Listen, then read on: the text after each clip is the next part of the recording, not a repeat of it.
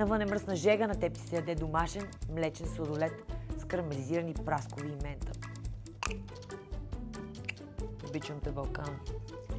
Важен съвет за правенето на домашен сладолед. Колкото ви е по-пълномаслено млякото, толкова по-хубав сладолед ще се получи.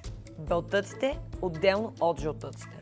Добавяме кленов сироп към прясното мляко за подсладител и жълтъците. На водна баня бъркаме сместа, докато жълтъците започнат леко да се заготвят и да угъстяват сместа. След което преместваме сместа в фризера и оставаме за минимум 3-4 часа да се стегне. Така на котлонче, масло и хубаво с кафява захар, леко да се карамелизира.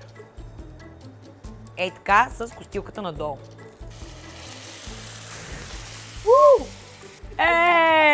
И победителя е! Малко преди да са готови, добавяме и наситената мента. Ей така на 2 на 3. Няколко часа по-късно сладоледът ми се е стегнал. Реално най-якото от тази цялата рецепта е соса, който се е получил в тигана. Тук съм си подготвила малко обикновени ядки. И разбира се, някакви домашни бисквитки, които